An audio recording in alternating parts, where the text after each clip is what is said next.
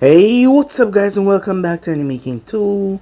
And today I'm going to be giving you part 3 of What If Naruto Was an Outcast, Uchiha, in the time of the Sannins. Remember to get this one to 100 like as usual, share this to all of your friends in your social media platform, and also guys, go ahead and check out the brand new episode over on Anime King 3 of What If Naruto Was Half Kryptonian and Half Saiyan, and enjoy that guys. And also, remember if you're new and this is the first time you hear my voice, go ahead and click that red subscribe button to all of my channels because I indeed have 3 of them guys. Yes, it might sound crazy but I indeed have 3. And here's the crazy part, I post What If every single day. Yes, every single day for you guys to enjoy. So go ahead and click those red subscribe button. Link will be down in the description for the other channels, so go ahead check them out and enjoy guys. So yeah. Without further ado, why don't we just jump right into this new episode start? The intro.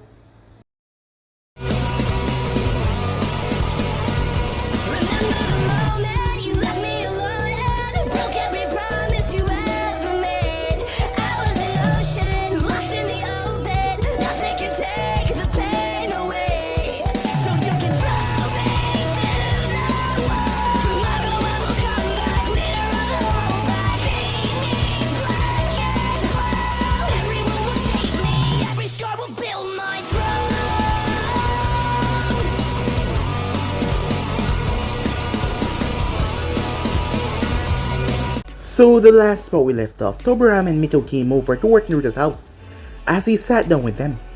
They were impressed with how formal he was being. As Tobirama handed Naruto the scroll, upon handing Naruto the scroll, Naruto was confused as he couldn't read the language inside. But Mito realized that Naruto did not know anything about shinobi arts, as she knew that from the moment she came here, he had not started the academy yet. Tobirama didn't seem to notice as it took him a while, as he realized why Naruto looked at the scroll so oddly. Mito then showed Naruto the ceiling, and later to say Naruto was shocked, as he was really impressed. He's never seen anything like this before. Instead of focusing on the ninjutsu or the taijutsu part of the art, Naruto was interested in fujutsu. Now that was impressive. As he asked Mito if she could teach him, she was happy to oblige, as there was not many that was interested in the fujutsu art. It will have to wait because she didn't have the brush and the equipment here. But it was then that Naruto told her to come with him, as he made the both of them follow him towards a special part in the house that only he could invite them in. As they stepped inside, they were shocked. All of the weapons, all of the jutsus that were passed down throughout the clan, that was created by Madara as well, was in here. As Madara had passed it on to his son, and his son had left it for Naruto. His mother told him never to let any of the other Uchihas in here. None of them knew about it, not even Kagami, as she told him none of them. It doesn't matter who. But she told him he could invite the people that he trusts, and he trusted both of them. Although Tobirama believed that he was being a bit too naive at this early age. But it was because he had no one to mostly depend upon. As they told him to not show anyone else, she found what she needed as she placed Naruto in her lap, as she showed him everything. Well, everything about the former first step basics, as it was interesting to Naruto.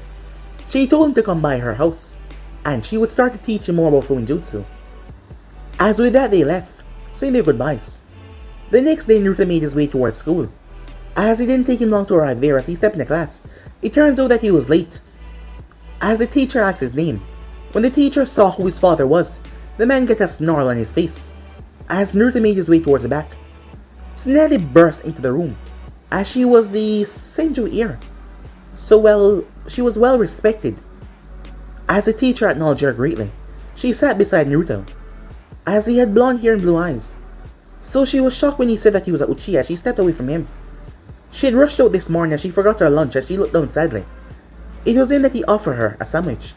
He was planning to eat it when he started his fujutsu training, but she can have it if she was hungry. The others in the class, they just noticed her, and they didn't offer her anything or ask her why she was eating but him. She was confused. He was a Uchiha. The rivalry between the two clans. Why was he being friends with her?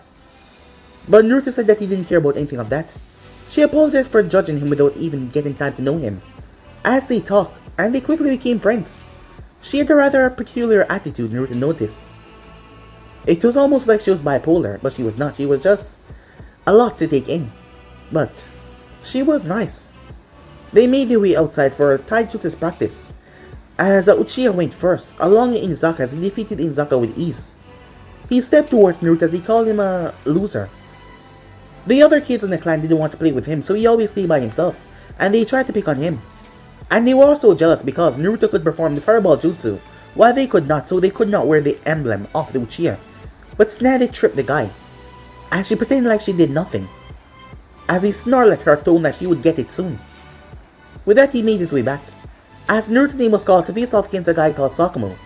Making his way up there, Naruto did not know any fighting styles, but he remembered one that he saw in the room that he was in. The front-facing fist style.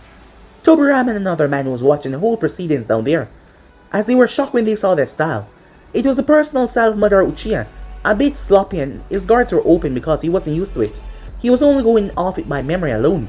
So with that, they started to fight, as Naruto was quick and he was adapting rather quickly. But Sakumo got the W in the end as he won, as Naruto walked off, as even the teacher made a jab at his losing. But Tsunade didn't care one bit, as that made Naruto happy. Sakumo also came over as he greeted Naruto properly and introduced himself. As they talked, they seemed to also becoming friends. It was finally time for Tsunade to fight against Yamanaka. Tsunade proceeded to knock the girl out with a single punch, dropping her to the ground. She then started to kick her, just nudge her with her feet, as she wanted to fight some more, allowing the other sweats to drop. She was incredibly strong. As the test then wraps up for the day. So yeah guys, it's basically as we left off. You guys can switch across the place and check it out for yourself. And remember guys to stay tuned for the rest of what tips coming your way. And I hope you guys enjoy each and every one of them. And also go ahead and check out what if Naruto was half Kryptonian and half Saiyan, and enjoy that guys. And yeah, without further ado, what do you say that we jump right into this new episode? Let's begin now guys. Naruto was slowly packing his bag so that he could leave, as he looked over towards Tsunade as he saw her throwing everything inside. Damn it, close up, she said as the zip was having some malfunction. Walking over before she could rip the thing apart. You need some help? She snapped her gaze towards him, but it then vanished. As she nodded, he zipped it up properly. She was just a bit angry and not doing it right. Sorry, she said. I get a little angry sometimes. He dismissed as he slung his own bag over his shoulder. They walked out of the academy together. Sakumo left early because he had some work to do. As the both of them walked, Oi, she said, you still have to show me that fireball jutsu of yours. Okay, I'll show it to you where I learned it, he said. Time skip, Knuckle River. As the both of them stood there, Naruto went through hand sign. Snake, ram, monkey, bear, horse, tiger. Fire style. Fireball jutsu. His hand signs were fast, and then came the fire. A massive ball of flames. The water below it started to steam and bubble. Whoa. Do it again, she said. I didn't get a good look. She pleaded, her hands together in a praying motion. Naruto chuckled as he sighed, as he went through hand sign once again. Fire style. Fireball jutsu. As he launched the attack, Tsunade watched the awesome jutsu in awe. He panted a little as he wiped his forehead, pride on his face, having mastered his jutsu for now. He turned towards her. She was looking at him strangely. Her eyes were full. Teach me, she begged, as she grabbed both of his hands in her own. It's not easy, Tsunade, he said. Her frown turned to a scowl as she was about to shout, but he placed a finger on her lip. It isn't that I don't trust you, it's that we don't know your elemental affinity for now. Kagami Jiji told me that we can use our element jutsus, rather than the polar opposite of what we possess. And you also have to master the first manipulation of that element before you master and move on to the jutsu. You can do that with other jutsus, but if it isn't your element, it will be greatly weaker. As she calmed down, so, your affinity thing is fire, she said. I don't really know, haven't checked yet, said Naruto. Jiji said that we don't start on elemental manipulation until we reach Chunin. She frowned in confusion as he sat down, as he patted beside him for her to sit down, which she did. I'm from the Uchiha clan, so I have a natural affinity to fire. No matter my nature, element, all Uchiha are a sort of extension to fire, and all of us do master this jutsu. Your clan is cool. All they teach me is some stupid chakra control exercise. All I do is stick leaves on my forehead, she said. Seeing her sad, it made him feel really bad. It didn't look good on her chirpy face. Chakra control is pretty important as well, Snetty. The better control, the less chakra we use. For example, I can only do at least 5 fireballs when I'm completely fresh for a day. With better control, maybe I can increase it to maybe double that, or even triple, he said. Making her nod as she understood. You know everything. How are you so smart? Come on, said Naruto. I don't know everything. I just know a little about this because Gigi told me about it when he showed me the jutsu. And I read some scrolls at my house, he said. Don't be like that, you're awesome, she said. As she looked towards her legs. I wish I could do that. Hey, said Naruto, how about I teach you a small fire jutsu that is used for lighting up campfires and all. That is how I started. Even if you don't get jutsu, you can use this in the future for outside camping and stuff. As she grinned and nodded happily. This jutsu was taught to everyone, so he didn't see the problem in teaching her. Alright, it only has 2 hand signs. One being horse, but the main one being tiger. That is the one that triggers all fire jutsus, and is the last seal of them all. They both try to light up some dry leaf and stick as they start to pick them up, but Sannin realized it was late. Well, I have to go now, she said. I'll see you tomorrow, okay? As he walked her to the village shopping center, as he parted with a wave and a smile, he was starting to enjoy his days in the academy. His eyes in wide. Mitobachi, he thought.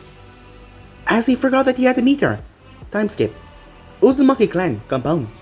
As Naruto knocked on the door, he was standing there as he tried to regain his breath. As he had ran straight away here. As Mito opened the door, much to her happiness, it was the adorable blonde. As she placed her hand on her hip though and frowned. You're late, Naruto-kun, she said. It was half-heartedly. As he placed her hand in the back of his neck, and he apologized. Sorry, I went with my friend, and I lost track of time. She smiled happily that he made a friend on his first day, as she welcomed him in. The place had a lot more homey and warm feeling to it. As he saw the calligraphy all over the place. Alright, you sit here, and I'll go and get something to drink for you, alright? He nodded happily. Once she was gone, he rubbed his eyes. He was exhausted. The toll that the day had taken on him and that little expedition with Snetty. Mito came back with a tray of cake and milk. But when she came, she had to go. He was just so cute. He had fallen asleep, his head resting on the table. As she put the tray aside, he must have had an eventful day. She brushed his hair. As he stirred a bit, making him look just more adorable. He must have been quite tired from what he had done. But still he came to her, despite being tired, and that made her happy. She kissed him on the forehead as she scooped him up in her arms, as she brought him towards the guest bedroom, so that he could have a proper rest. Time skip, 2 years later. Alright kids, this is the final day for the second semester. The testing done today will all go on your report cards, so please take this seriously. The teacher spoke his eyes, mostly focusing on the blonde Kunoichi, who stuck her tongue out at him, seeing him looking at her. He released a tired sigh as he started to distribute the papers. As Naruto took the paper and placed it down, waiting until the instructor gave him the go-ahead. As he was calm, glancing towards the clock, it was 12. You may begin, he said. As Naruto glanced through the tests to see if there would be anything that would be troubling him. But no. In fact, it kind of looked easy. His baby blue eyes turned as he saw Sakumo going through rather easily as well. He then glanced in front of him as he sighed. As he looked towards his blonde friend. I'm doomed. Mom is gonna kill me for this. Snetty cried in her mind, fantasizing what kind of punishment will be given to her for her failing this stupid test. She hated history with a passion. What were they gonna do with knowing who became the second Tishikage after all? That guy was probably dead after all. Anatomy and biology was cool. She always aced those tests. The human body intrigued her, and she always wanted to learn more, not learn about some stupid guy who has been dead for decades. She pulled her to here in frustration. How could she have fallen asleep when she was about to study for this last night? Oh, that's right, it was so boring that she had fallen asleep. Damn it, damn it, damn it, she cursed in her mind. As Naruto saw the teacher, as he was focused on someone else, he pulled a kunai out as he sliced the bottom half of his paper.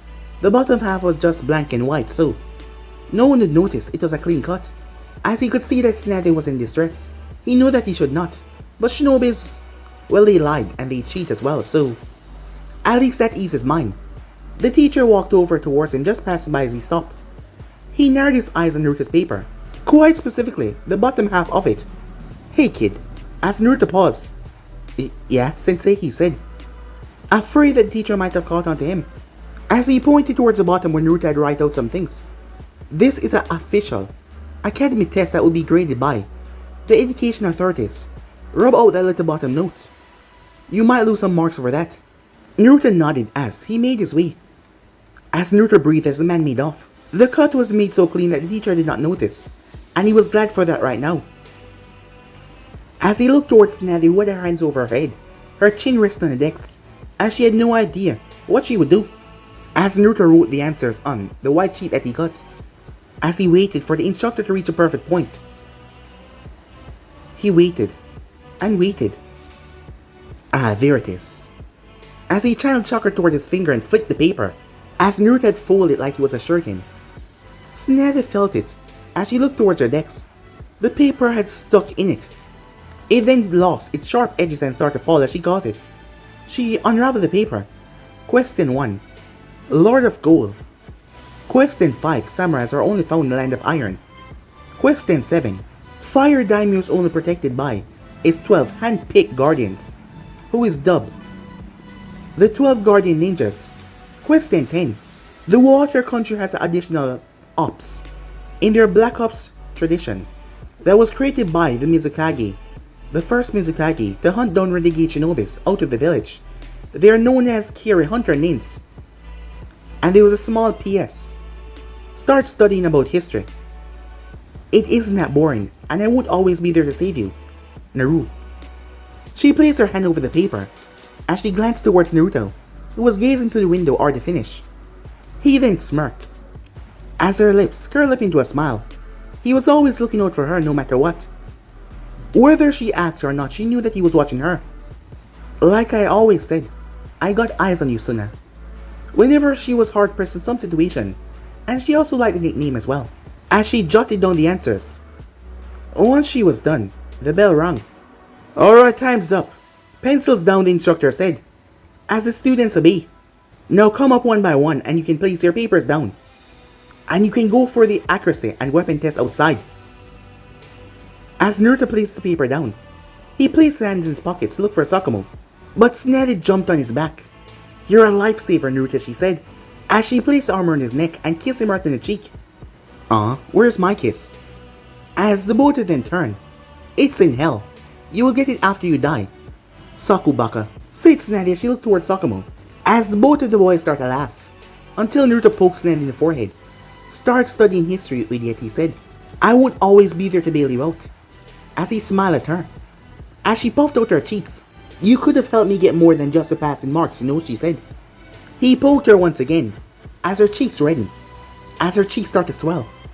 "There was only enough time for you to jot down what I said," said Naruto. He was right, because the moment she wrote them down, the bell had rung. It annoyed her to no end that he was just always right, especially things regarding about shinobis. "Fine, stop being a wise guy, and stop poking me," she said. But he merely smiled. "Am I missing something?" Sakamoto said. "Nothing for you to worry about," said Naruto as he put out his right fist. Sakamoto fist bumped with Naruto. "Yep, now let's ace those damn shurikens and kunai tests." Tsunade said as she was pumped, happy that it wasn't anything related to stupid history anymore. "Weapon and accuracy tests," said Sakamoto as he corrected her. "Smart ass," she said, as they arrived to see the table and the several kunais and shurikens. "Alright class, this is the last grading test for this semester. All of you have to throw 6 kunais and 6 shurikens to see how much points you get. Now I'll pair all of you in 2, so we can get this over with quickly." The teacher called all of them out in pairs. Tsunade got 11 when it was her turn, as Sakamoto was a close behind with 10, until it came to the last 2 with matching surnames on the list. Naruto Uchiha and Jin Uchiha. Jin glared at Naruto with all the hate that he could muster. He resented him with his every being. When the first half of the year came, Naruto and Sakamoto skyrocketed, and they left him in the dust. Tsunade was the Kunoichi of the year, as Naruto was at the top, with Sakamoto right behind him, as the 3 of them were acting like they were special. just because they had the highest scores. As Jin picked up his weapons and hit all the targets, he smirked as he got a 12. There was no way he could beat me. And Naruto Uchiha scores a perfect 12, with an extra point for throwing all of his weapons at once. The teacher said his voice completely neutral, despite the great feat that Naruto just pulled off for his age. As Naruto stepped toward his friends, Sakamoto had a competitive glint in his eye. As Tsunade puffed out her cheeks. Show off. She was gonna burst her cheeks one day if she kept on doing this. Alright, congratulations you all. This marked the second year end. You all have a month-long vacation before we move on to the new year. Go on and enjoy your time with your family. So, what are you guys gonna do in the vacation? My father is gonna finally start training me Kinjutsu in this fall, said Sakamoto. As they made their way, I'm gonna study some more on anatomy and biology in my free time, and gamble some of my money at that Han and Show game. You know, the stand that they opened this district a week ago. There's a 50% chance of winning, so my luck is higher than ever, she said. Sakamoto dropped his head in defeat as Naruto signed defeat. What about you, Naruto? Sakamoto asked as Naruto simply shrugged. Don't really know. Training what I find interesting, and probably some scrolls. As Sakamoto nodded, he knew that Naruto was just like that. I'll see you guys tomorrow at our usual place, Sakamoto said, as he seemed to be in a rush. What's gone into you? Asked Tsunade. I'm going to get myself a nice trained katana today for my vacation. As he smiled in victory, the both of them looked at him in jealousy. Lucky, they both said. He laughed and rushed off. As Naruto realized that Tsunade was coming with him, he raised his eyebrow. I'm coming with you, she said. I don't want to go home right now. He shrugged. It wasn't unusual for her to spend her time at his house. She loved lazing around there. It was her haven away from home. Time skip. Uchiha compound. The people have seen her here several times, so while they are not that interested that much. But people were surprised that Tobirama would allow is here to be so close to the Uchiha clan, the family that he had despised in the past. But none was brave enough to question it. Tsunade slipped off her sandals and threw them away, right into the house. As Naruto sighed, he slipped off his own footwear and placed them neatly in the corners. He picked up Tsunade's and placed them in the corner as well. When they heard a small meow, Tsunade perked up happily. Kira, she said. She rushed up. As Kira rushed towards her as Tsunade jumped, as the cat jumped as well, only for it to move past Tsunade as Tsunade dropped towards the ground, right in her face, as the cub landed in Naruto's palm, as he started to pet her. As Tsunade twitched on the ground. You hungry girl, said Naruto, as she purred even more. As Naruto walked away leaving, the pissed off Tsunade sitting there, that traitorous, no good ball of fur, as she went towards the couch. Once it was done drinking its milk, it came and sat on the couch. What do you want, traitor, she said. But the cub stepped forward and licked her cheek, as her heart quickly melted. Aw, come to mama, she said, as she pulled her in her arms and started to pet her. Half an hour later, Tsunade was sitting there, as she heard the crickets in his yard. As Naruto was lying on his back, Kira was on his chest. Where does it all go, you gluttony? Neither do you grow up, nor are you fat or chubby. You're just so small, and yet you eat so much. Oi, where are you guys? A voice called out, surprising them a lot. We're in here. Come back here, Tsunade called out. As Sakamoto arrived, hands behind his back, there was a wide grin on his face. I thought you were gonna buy your sword, you smart ass, she said. His eyes twitched at the nickname, but he pushed it down as he grinned once again, as he removed his hand from behind him, showing them the black sheet, as the handle of the blade was black in his right hand. The metal pristine. My father gave me the family sword when I got home. I ran straight from home knowing that you two would be here. Isn't it cool? He asked with a cheeky smile. It's called the White Light Chakra Saber, by the way. It's been passed down through my family for generations now, as the both of them looked at it with awe. You got such a cool sword, she said, as he puffed his chest out proudly. Idiots, got all luck in the world, she said, as he deflated. They spend the rest of the day hanging out as Tsunade insists that they play cards, but she lost every time. She really stuck at gambling. That would come to be a habit in the future if she didn't stop, because she really stuck at it. Time skip. A week later, unknown clearing at the border of the village. Naruto walked past a few trees. He had never been in this part of the forest before, and he's sure no one else has been there, as none of the grass around here was trampled. He looked up to see the sun rays shining down towards the village. He took small and careful steps to avoid any dangerous insects or snakes moving around the ground. He loved doing this to see the place in the village that no one ever ventured to. It would be a loss in his mind to not venture to the place that you live in. As he walked into a small clearing, there was a massive tree. It was like it was the nervous center of the village. As he reached and touched the bark with his hand, he could feel the synergy of life that it breathed. It felt like the tree was releasing small pulses each time. He walked around it before he noticed something. Pulling a kunai out, he brushed off the shrubs, as the village name was carved into the tree. But there was more. He channeled chakra into his kunai and started to hack it away. As he read, "Today we stand here, asking ourselves a question that every shinobi probably asks himself at one point. What is a shinobi? Why do we kill others as a way of living? Mindlessly painting the ground in scarlet. My friend asked me this today as well, after our true sense of peace, marking the stop of the conflicts between our clan. I answered him today and we decided to carve this out for the new future generation so they can understand what we went through as we stop it in order to bring a peaceful future. A shinobi who is one that is endure no matter the obstacles. Why do we kill then? Why do we destroy life if that is the case? To protect life. Life must be taken. That is the very law of nature. The cycle go on and on. But what makes us different from animals? We all suffer, we all feel pain, we all grieve together. That is what me and my friend decided a couple years ago. A place where people can understand each other's suffering, pain and grief together. A place where children can grow up comfortably, free from the violence outside the walls. We dream of a village where adults, elders, children can come together and form bonds together. Where children won't be thrust out to kill each other, where they can enjoy the taste of childhood. Thus, today, we start this dream. Today, with the shake of our hands, we unite the two great clans, the Senju and the Uchiha clans of Konoha. Signed by Senju Hashirama and Madara Uchiha. Year 1197.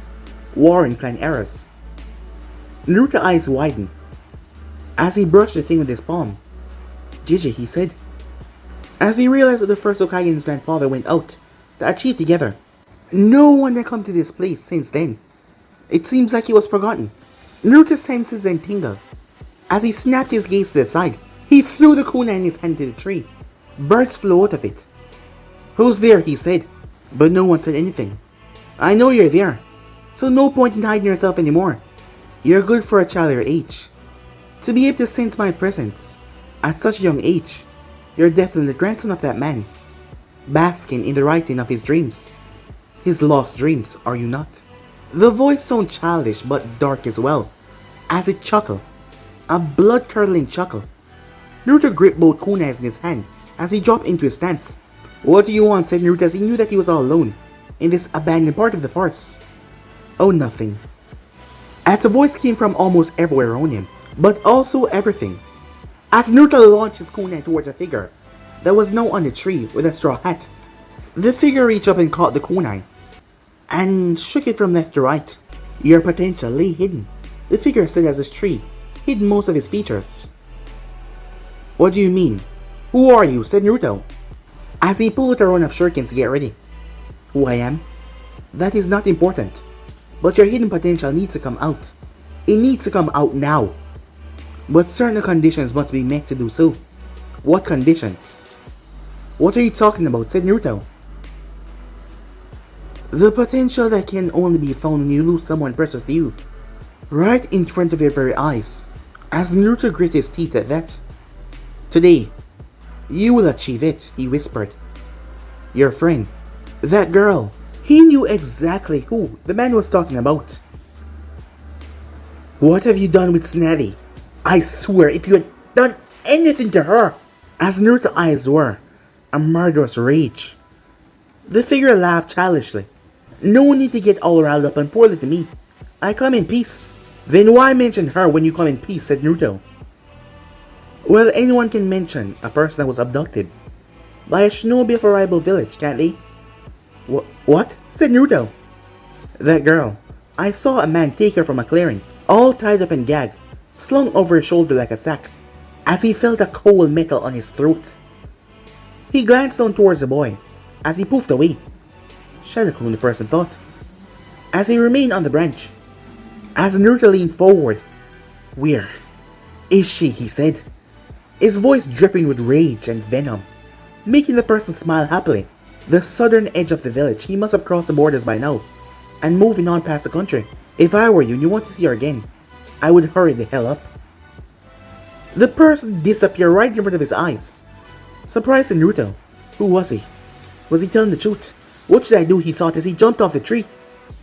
Going back to the village for help would take too much time. As Naruto blasted off towards the southern edge of the village, as he pumped chakra in his legs, moving as fast as he can possibly go. "You're going the wrong way, kid." Naruto turned to see the figure running beside him. His features were still hidden, as Naruto tried to ignore him. "No matter how fast you are, you won't be able to catch up with that man." "Watch me," said Naruto. As Naruto rushed towards the cliff, the figure watched him as he came to a stop as Naruto leaped off. As he started to fall, the speed that he was falling at was intense, as his body whipped through the area. As he was low into his descent, he stabbed 2 kunais in the wall. "Interesting. Most interesting," the man said as he chuckled. His kunai snapped in half from the force that he was feeling at the moment as Naruto's feet touched the wall. He then started to run down it, but it was still too much, as he pulled 2 more kunai and stabbed them in it, running and stabbing at the same time. He then released a burst of chakra once he was close, as he came to a roll on the ground. He wasted no time as he leaped from boulder to boulder, as he was finally out of the village borders. As he saw the start of the forest, he leaped toward a branch and jumped through it. He saw a small patch on the branch, a footstep. As Naruto realized the guy was right. Someone had passed through here, just recently. But why was he helping me? What does he want? As Naruto wasn't sure. Meanwhile, a man was making his way, as he was wearing a face cloth covering his face. As he was moving towards the hidden rain borders, he smiled behind his mask. The information about the slip in security in the leaf had been spot on, and now he had a Senju ear over his shoulder. Passing through the rain, he would make his way towards Kumo, and he would bring the girl there, and they can use her to remake the Senju clan within Konoha. Probably even make some perfect Jinchurikis as well. The Raikage would be so happy with having her. Konoha would be unaware of this. Slash! The man jumped to the side, but he howled in pain as he dodged a slash. About 3 shurikens got embedded in his left thigh. Snapped a twist in her bonds as the scream that she was giving out was being muffled by the gag in her mouth. The man spun as he didn't see anything behind him, but he then snapped his gaze toward the side. "You have some nerve, leaf scum. I'm a censor myself. You can't hide from me," he said, but he got no response. Slash! He ducked before the kunai could rip out his eye socket, as they were aiming directly toward his face. His senses then tingled as he looked up as Naruto was coming down, a kunai in both hands as he was bringing it down towards the man's head. The man launched a volley of shurikens, realized that he was just a small child. He could get this over with quickly. Naruto's arms and legs came up to cover his front, while the metallic stars got embedded into his limbs. Snazzy screamed in rage to see what happened, but there was a poof as the log fell to the ground.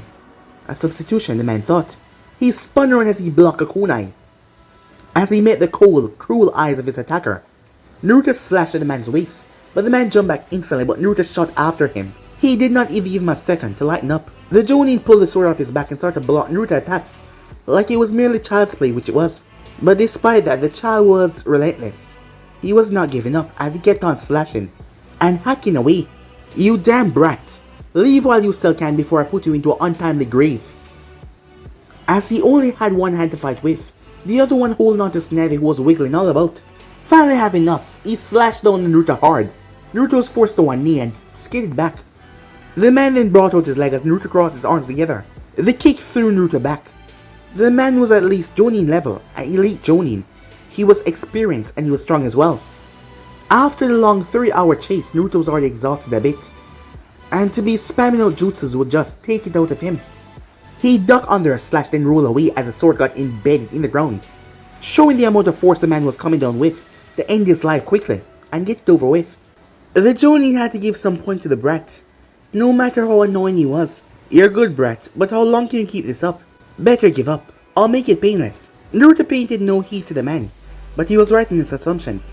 He was tired himself out. The technique that you want to use with this fire, and his clones would burn Snelly as well. So that was out. The man was a Jonin, he had the strength and the speed, the reflex and the experience over him as well. The only thing that was keeping him alive was his speed and his agility, and that was failing, as the man was adapting rather quickly. He was just not strong enough yet.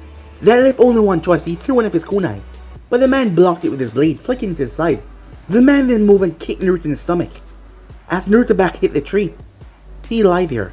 The man then moved as he brought his blade down to slice him directly in half. At the last moment, Naruto twisted around the tree, as the blade came down in it. The man sent lightning chakra down into his blade. As he tore it out of the tree, he was rather angry. This was just wasting time. He kept on slashing and hacking away, but Naruto kept on dodging until the exhaustion finally kicked in as Naruto dropped to one knee, panting. I must say, boy, you were good to hold yourself that long against a Jonin and still breathe. But now, as he walked closer, Naruto slashed at his legs as he was talking, but the man jumped over it and kicked Naruto right in the face. His back slammed against the bark of a tree. Naruto coughed as blood ran down his lip. The Jonin shook his head to laugh as Naruto started to go through hand signs. With the chakra levels you have right now, there is no ninjutsu that you can do that can take me down, boy. This fight is as Naruto gaze snapped up towards them. The man then saw Naruto's eyes. There was a single tomo in each of his eyes, and they were red. Fire style. Phoenix Flower Jutsu! As he released several fireballs, the man jumped back right in the clearing. Just my luck. I get out Uchiha, along with Senju as well. You're going to be my compensation for wasting my time, Brett. But at least you'll be a worthwhile present back home. The Jonin just stepped away, knowing that Jal would just fall over from chakra exhaustion as he went through hand sign. It was only a matter of time before a little child like him, Uzumaki ceiling style. The man's eyes went wide. He's never seen the Uzumaki fujutsu before, but he noticed the 6 tags around him glowing ominously. He heard about how deadly the Uzumaki ceiling art was. His mind went back to the 6 counters the brother did. He used the chance to place those tags, but that should be impossible. There's no way a Uchiha like you should know seals. As he rushed forward, but Naruto made the last seal. 6-point paralysis seal. Seal. The tip of the blade was about to make contact with Naruto's shoulder until the black line dropped over the man's neck, stopping the blade. As Naruto started to sweat. You damn brat. How long do you think the seal will hold up? I can feel it quivering due to your depleting reserves right now. Even if you stop me for a little while, what do you think you will achieve by then? You fool, said Naruto. I'm not trying to stop you. I'm merely stalling you. As Naruto's Sharingan waved for a moment, the man smirked as the seal was about to fall along with the boy. For what? As Naruto smirked. For them. As the seal faded, the man moved but a hand gripped his throat. As Tsunade was taken off his back, as he was forcefully turned to meet those eyes, the man started to sweat. You have some nerve to try and abduct my granddaughter in broad daylight. Tobirama's voice rang through the clearing. Beside him was Sasuke Sarutobi. As he untied the girl, a signature cigar in his lip, as he released smoke. Gigi, how did you know I was here? Asked Tsunade. Because of Naruto. The Jonin eyes widened. How? He rasped out. It was impossible for him to get a message to Hokage so quickly. He took a shortcut. It was the only possible way for him to catch up to you. Just before he passed through the area of the barrier, he released a large pulse of chakra that alerted the barrier team. Sasuke spoke. As Naruto was unconscious already, his body finally gave in. The Jonin fell unconscious as well, with a tightening grip that Tobirama placed around his throat. As Sasuke walked over to think that Mito even taught him about the barrier defensive system. She is lighting up on his training, is she? Tobirama turned toward the child. It was ingenious to chase and also alert him as well. And that was when he was contacted by the barrier team. And he knew, and he used a Harishin marker on Tsunade's neck. There was a marker in the back of her neck covered by her hair. To track her down, the Jonin had placed a suppressing marker on her. So the Harishin seal, he couldn't just flash to it, but it was still a beacon to him as he knew exactly where it was. Naruto. As the both of them turned to see, Tsunade was holding Naruto's head up. Wake up, she said. as she patted him on the cheek. Naruto!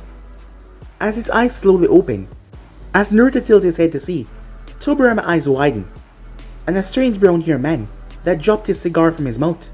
Naruto, your eyes, said Sannin. But his body was still unable to go on as he blacked out once again. For real this time. As Sannin got tears in her eyes as she started to cry, a hand was placed on her shoulder. She looked up to see her grand-uncle. He's fine. But he's just exhausted, Tobirama said, cutting her off.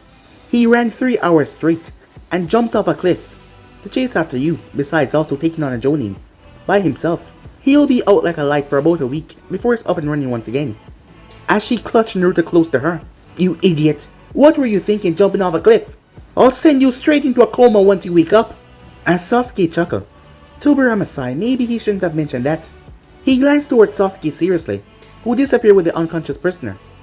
Tobirama had saw those eyes. The Sharingan. As Tobirama flashed Sannin and Naruto back in the village. A week later, Konoha Hospital. There was a whole lot of flowers and gifts in the room. As Naruto finally started to wake up.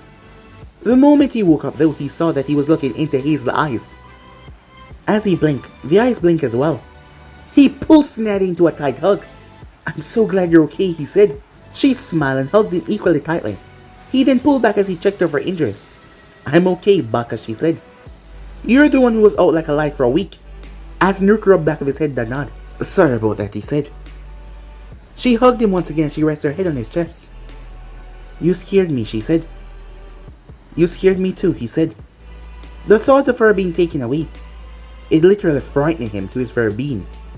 As the both of them took a moment to absorb that the other was alright. Outside the room, Mito looked through the small glass window as she placed a hand over her heart. Aw, you're so adorable. Hugging like that. Sasuke's fingers twitched as he could not smoke in the hospital, which he didn't like. Tobirama was also there as well, sipping some coffee. The two men are out here because Sannin refused to let him go in and disturbed the moment yet. I am so getting them married once they grow up, she said. As the two men behind her react instantly, Tobirama spat out the coffee in his mouth, accidentally getting at a nurse that went by. And Sasuke was choking to death. He was chewing some gum so he wouldn't have to smoke. And let's just say, it was no killing him as he dropped to the ground. Mito shook her head. Man, she said, as she watched the scene inside his sparkling eyes. Back inside, Gigi told me that you jumped off of a cliff. Sannin said angrily, as Naruto gulped nervously. Well, it wasn't really a jump, it was merely falling expertly, with a lot of speed behind it. She bonked him on the head softly as she grabbed his collar. Don't you dare do anything so reckless again. You got that? Wouldn't you do the same for me? He asked. She paused as she knew that she would do it in a heartbeat as her anger faded away. As she then frowned. Don't put this on me, she said. You're the stupid one. As she folded her arms, before she leaned and kissed him on the cheek. As she then pulled back and crossed her arms, her cheeks red. This felt different. She kissed him on the cheek before, but this was different. Thank you. And don't tell anyone about this, or I'll kill you, she said. He smiled and poked her on the forehead. Her eyes then started to sparkle. When did you learn those new jutsus? You never showed them to me. I'm so seeing them later on. Meanwhile, outside, aw, she kissed him. They're so cute, said Mito as she heard 2 thumps. She turned to see the 2 men unconscious. Perverts. It was an innocent kiss on the cheek. She waited for them to wake up. The moment they did, she knocked them out. As Kagami arrived to see the Hokage and his trusted friend unconscious on the ground. A few moments later, Tobirama got up as he straightened himself out. How go the interrogation? As Kagami smirked, causing Tobirama to smirk back. Uchihas were known to break their captive's mind when they got the information they wanted. Turn him into a damn vegetables for all he cared. He wanted man to suffer for his crimes against Sannin. He cracked this morning, Sensei. You were right, it was Kumo. Tobirama's eyes became cold. He was aware of the Raikage trying to cover for his non-Keiki Genkai and hidden techniques. That wasn't lost on him, but to go this far. But why Sannin then? She doesn't have a bloodline. We should talk in private, said Kagami as Tobirama nodded. The three men made their way off. Mito knew what this meant, as she knew what the fate her granddaughter was just saved from. She knew what would happen to her if she would ever end up in Kumo. As she made her way inside to hug the two of them to death, with a smile on her face. Time skip, Hokage's office. Tobirama sealed the room up as Sasuke fell on the couch, lighting up a cigarette, as Kagami sat in a chair. Go on, said Tobirama. They wanted the user to turn her into a Jinchuriki. See no compatible, as Senju body is with a Biju. Since Usa is fortified beyond belief for them to ever infiltrate. They want a weaponized and perfect Jinchuriki to use for a deterrent. You know what this means, Tobirama. There is no point in going around it. A stable Jinchuriki is only needed for these conditions. And it can all be summed up rather easily, said Sasuke as he blew out smoke out of his mouth. Tobirama finally spoke today, was too close for comfort.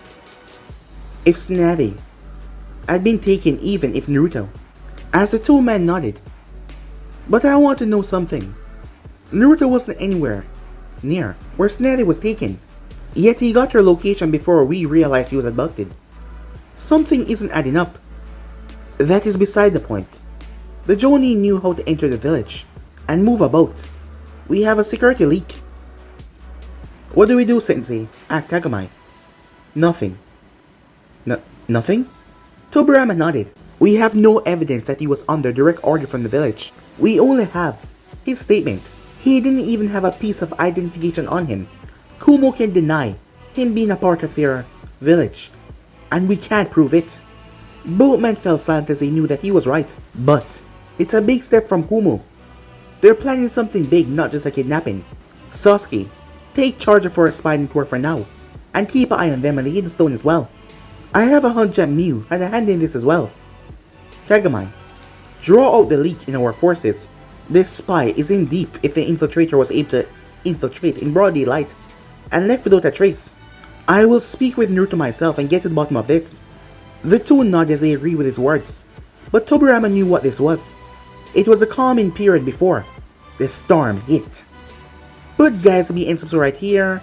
If you want to see next parts, and do like, subscribe, comment down below, turn on that bell notification, stay posted, and also guys, remember to go ahead and check out the brand new episode of What If Naruto Was Half Saiyan and Half Kryptonian over on Anime King 3. And stay tuned for a brand new episode over Anime King. Yes guys, I indeed have 3 channels. Anime King, Anime King 2, Anime King 3. Which I post What If on every single day. Yes, you heard that correctly. Every single day for you guys to enjoy. So go ahead and check them out. Link will be down in the description. And also not forget to turn on that bell notification to see exactly when I post. Because yes, as I said, I post What If every day and it can get a bit confusing guys. So yeah, stick around and enjoy. Without further ado, I'm off now. See you guys soon. Peace.